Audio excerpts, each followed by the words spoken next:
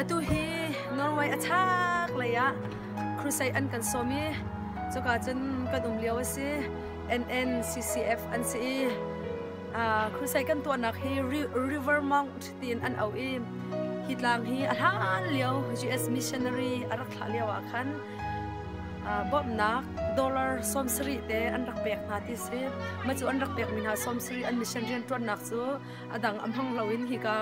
rong sang area vial te somsri chen an chok I an me hi ka mun hi baptist ni angai ni se I chuti chen zai dang cha amhang lawin pathian thang that nak ti chon piak nak cha long amhan mi se le hi ka hin NNCCF dong minung azaleng kani tong hai hi ka mun kan ai tin ha kan ding tin ha pathian kan thang that tin ha I kani nuam tak tak amhun pha hi ban zau ko lo ai do tak tak atu hi zan nazi hai khat atling rem changa te ni atla ri lo nan hai bu ko khi tlang khi ni tiang an Civui to nak he minute pu sha rong sang modron hai kal nak huna kum khata vain hi June le July tha ma chon August le September tha rong sang a khen ni atla lo chuka ni atlak lo nak huna chon atu hi kan rak rai an rak kan zau bi atu hi chani atlak changa sim khi kai nan hai mu mi khi ka shon na khen zan nazi